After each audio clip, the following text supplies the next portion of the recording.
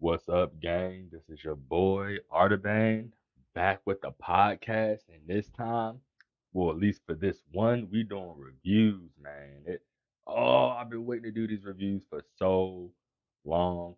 I'm real excited to get into this because not only are we gonna be doing interviews, we're gonna be doing commentaries. So we're gonna be watching shows, giving our comments over them the whole time. You can watch it with us. We'll set it up to where you can start when we start so you know what we reacted to, blah, blah, blah. Oh, a lot of that good stuff is coming. Can't wait. But in the meantime, this is the first review podcast. Gonna take it a little easy on this one. Supposed to have a co-host. He's not gonna be here for at least a little while. So for now, you stuck with me and I'm gonna keep it easy. Just do some simple reviews, spoiler-free reviews for now. And then when my co-host comes, then we'll get into the nitty-gritty, breaking everything down. It's gonna be fun. So without further ado, let's get into these reviews. We're gonna start off by doing the review of Warrior, that hot as hell HBO Max prime time hit, boy. Man, like I think of first four seasons of Game of Thrones, I think The Wire, and then I say The Warrior. Like, I don't think it's The Warrior, it's actually Warrior, but you know how black people be. We always fucking up people's names. Warrior is such a good piece of prime time. See, cinema is movie, prime time is TV. I'm probably still not even using it right, but I don't care. Warrior is such a good piece of prime time, bro. I mean, top to bottom, storytelling, acting, the action, the directing, the pacing, bro. Like the it's solid. Every single episode, not a single episode is a skip, bro. Every single episode is good. Every single episode pushes the story forward, gives you new action, gives you new new story, new secrets and things to uncover. And then how everything is just connected.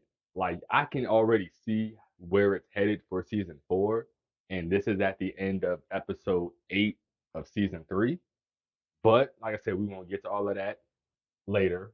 For now, I'm gonna keep it simple and break it down, and I'm gonna start off with the trifecta of TV primetime. Okay, you gotta have good storytelling, you gotta have good acting, and you gotta have good action, right? Because this is an action flick. You know what I'm saying? It's an action flick. So you gotta have good action. And I think I want to start there. The action in this is so freaking good. It's definitely reminiscent of your Japanese, Chinese, East Asian films because their action is mental, bruh. If you got a Netflix account, you gotta check out some of them Asian action jokes, man. Oh my goodness, bro. I'm watching oh man, what is it? It was a minute ago I was watching it. High and low. That joint with the territories and joint. Oh, that joint was so freaking good. Y'all should definitely check out High and Low, bro. It's on Netflix. Check that out. But East Asian do the action so well. And that's just because they does that shit. You know what I'm saying? So they're crisp with the movements. That's the thing that really gets it. It's the movements are crisp. Even though you know niggas not getting hit, niggas are trying to set it like, ow, I really just got hit, bro. And then, like I said, they're crisp with it. They cutting the hits, they cutting the kicks, they cutting the punches. It feels like action in the truest sense of the word. They do it so well. And then the great thing about their action is even though it's an action flick, they don't oversaturate you with action. They they they drop a little something here, a little quick little, and then later on they might drop a quick little, and then later on they'll drop an actual brawl, like a one-on-one fist fight, or maybe like a group fight, or maybe a Sam or Lee Young or one of the heavier hitters walks into a group of henchmen, beats the crap out of them. You know what I'm saying? Like, man, it's so freaking good, bro. And then it's and then it's the environmental action. For me, I love environmental action, and that's when essentially you're using your environment. You're jumping off the wall, you pulling the pipe off, and smacking a nigga with it, or you done made some makeshift nunchucks out of a bed sheet and a couple of two by fours or what have you. Like, oh, so fucking good, bro.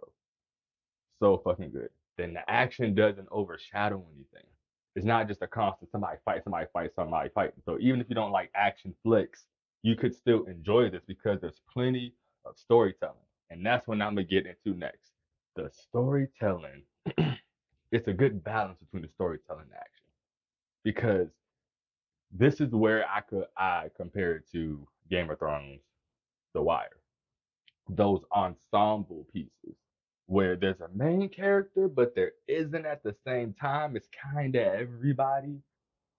So you're following all these different stories that are intertwined into one broader picture of a story. And now you're just following different people throughout the show. You might not even see the same people every episode, that kind of ensemble shit. But even when you're watching it, it doesn't matter which story you're following, it's good. You could be following the Tongs. You could be following the policeman. You could be following the mayor. It doesn't matter. You, you may not want to pay no attention until the scene gets good, and then now you just captivated like, ooh, because everything is connected. You know what I mean? I saw a lot of techniques, maybe one where it's like, because we know you don't like this specific individual, or this specific individual is dry, we're going to have them have a conversation about another individual in the show that you do like, and maybe foreshadow a confrontation later to get you kind of tuned back in. Like it was so many good storytelling techniques. But the thing about storytelling is that you gotta know what you're looking at. You gotta know when oh shit, the pace is kind of slow. You gotta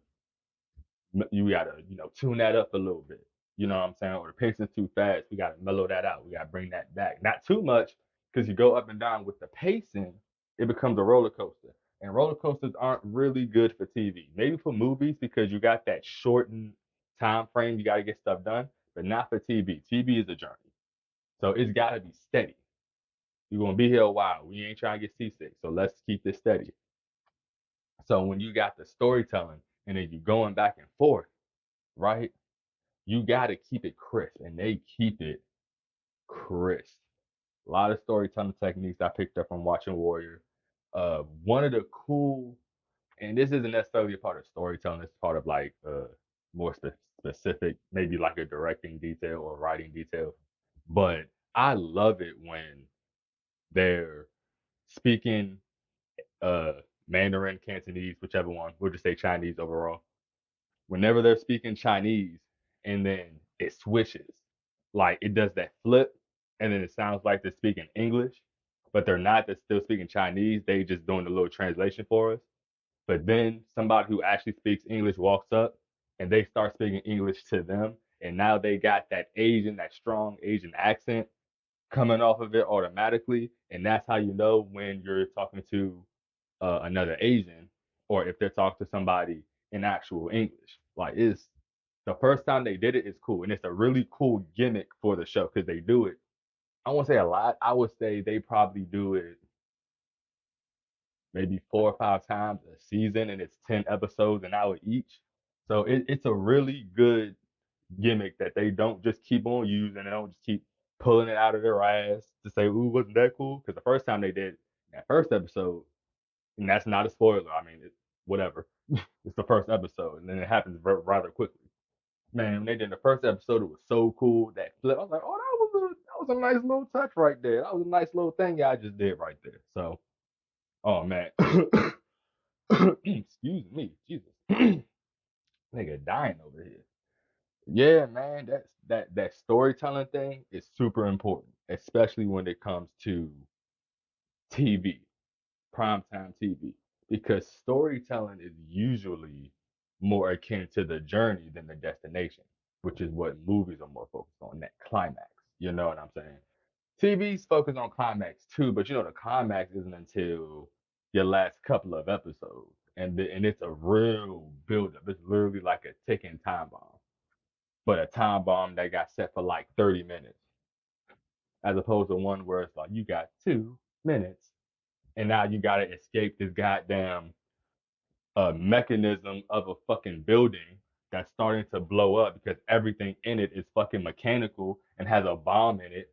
So now we gotta escape in 2 fucking minutes through this maze and shit. Because there's always some maze ass place where you gotta go up the steps and buck that right and make another right and then go down some more steps and then whatever stupid shit. It's always something crazy when it's a countdown, you know?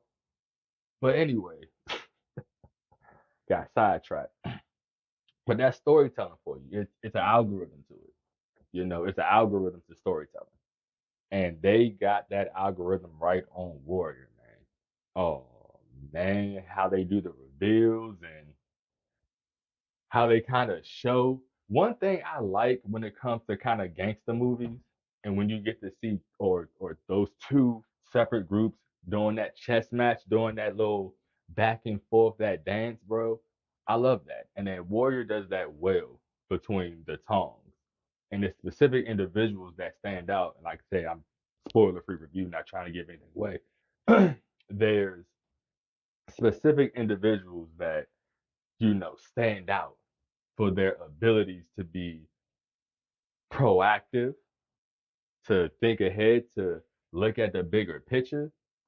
Like it's really fun to watch, and then it's all organic as it unfolds. It's not like, oh, come on, they pulled that. Nah, it's as soon as certain things happen, I'm like, yeah, I know what's gonna happen next because that's the most plausible thing to happen based on the situation at hand. And then it happens. I'm like, oh, see, now I don't guess everything. There are some surprises, and what I regard as a surprise is something that I don't see coming until 5 minutes before it's about to happen. That's a surprise to me. Because very rarely is something literally going to happen. I'm just like, wait, what? Like, no, I at least saw it coming 10 seconds ago. So, but there are some things that'll catch you off guard, like, ooh, ooh, ooh, that drama, that that that constant pulling you back in, that TV primetime needs. It's important. It is important. So I'm getting a little tired. So I'm gonna take a little break, but you're not gonna know it's a break because I'm gonna pause the jump and I'm gonna start it up again. And then yeah. So be right back. And I am back. See, you didn't even know I was gone. So I want to get into this last little tidbit right here. The the third of the trifecta, acting.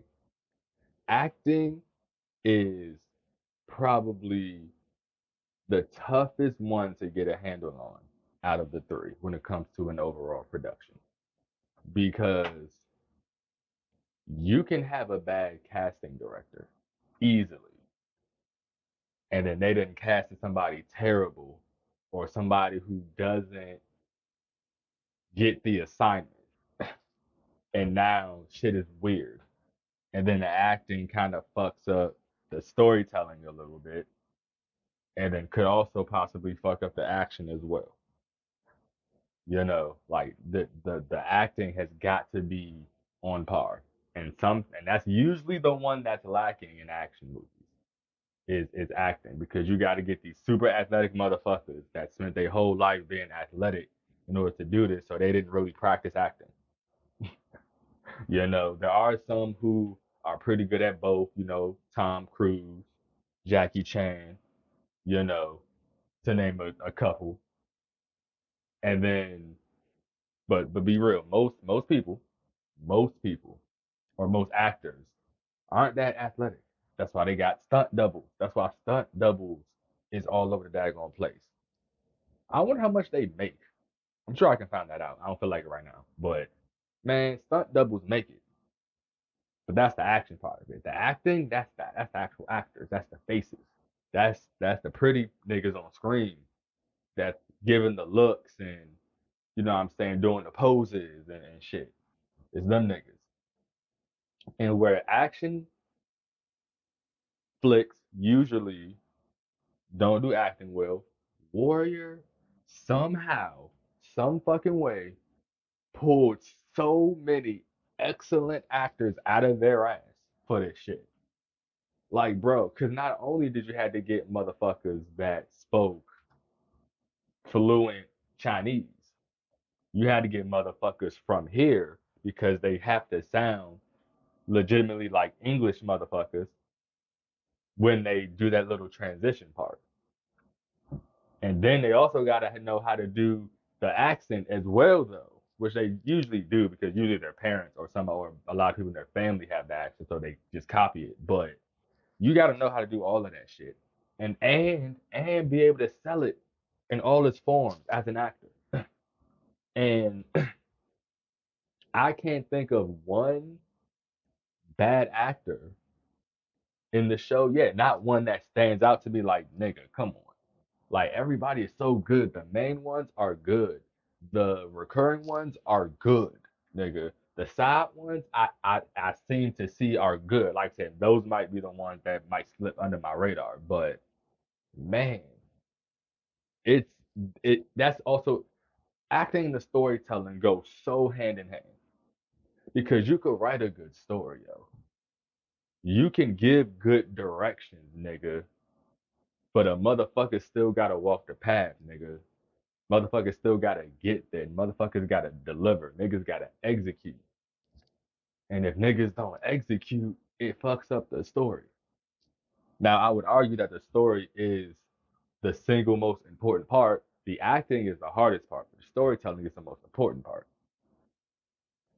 But the acting is so important when it comes to telling the story and moving it forward. And we gotta believe that what's about to happen is a tragedy. And these actors have to sell it by crying and boo-hooing and giving their monologues. And they gotta sell it. They gotta sell it. It's mandatory. Because if they don't sell it, then that next scene when we see him, we're just like, all right, we don't care. You start zoning out, you miss important stuff, and now it seems like this thing sucks because you don't know what's going on because you wasn't paying attention. But this show, Warrior, I really don't care what you like to watch. You're gonna like this. I'm so serious. You can like your sitcom dramas, your bloody horror thriller flicks. Like, yo, you'll watch this and you'll fuck with it, yo. The storytelling is good, the acting is good, the action is good, the directing is good, the pacing is good.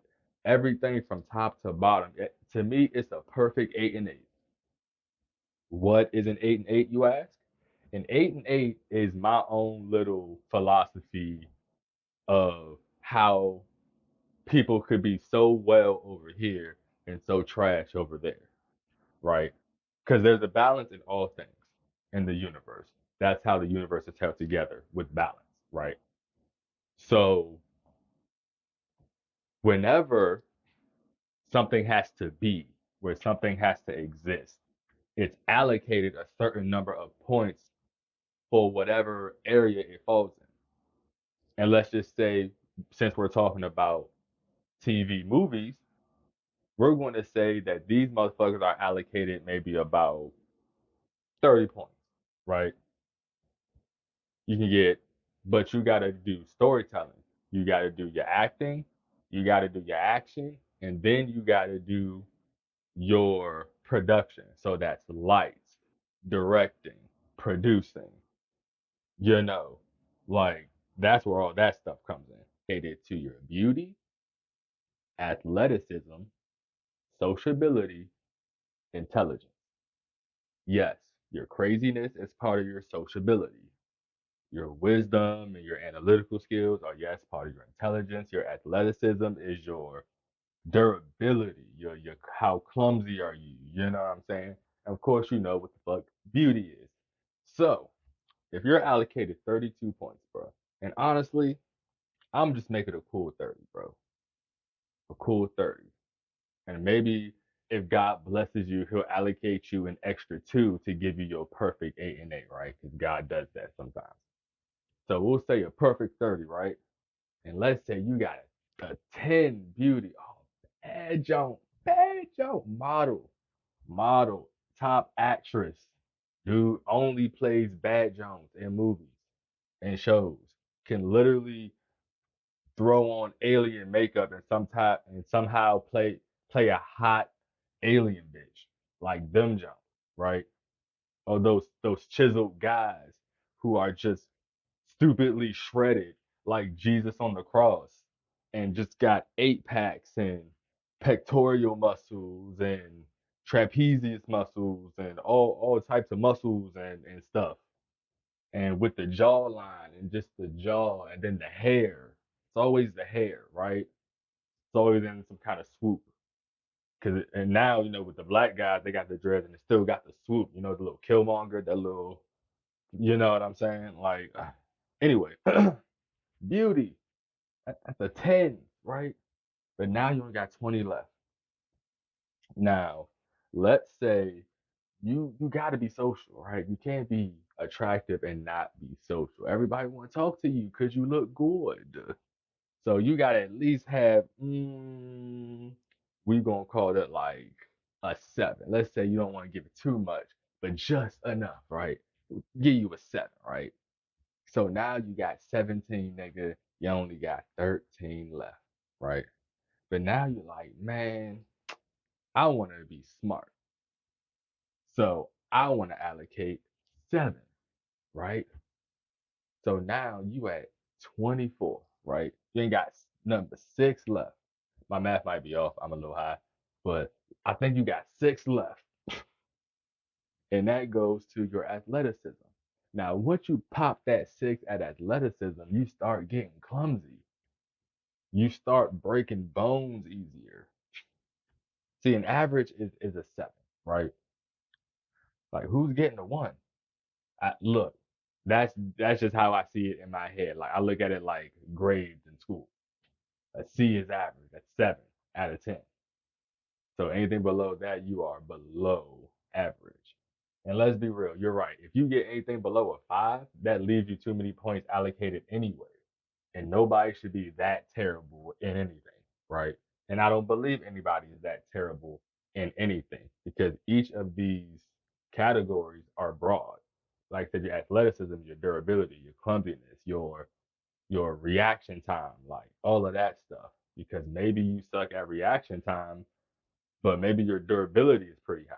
You know what I'm saying? Like, I feel like we all excel at some stuff and are just like completely 100% dog water and other stuff. And it's just like a 2-year-old could do this better than me. I promise you, I'm not playing. Like, we all have lapses in our time. Check this out. I and a lot of people would say I'm pretty intelligent, maybe more wise than anything else. But a lot of people like to think me pretty highly in my intelligence. I I'm pretty athletic. I'm really athletic. Never broken anything, never sprained anything. I don't bruise, and that's not just because I'm dark skinned. I I have a pretty good natural jump. I'm naturally fast. I started going to the gym in high school, so now I'm pretty strong. Like I'm pretty athletically gifted. You know what I mean? So check this out.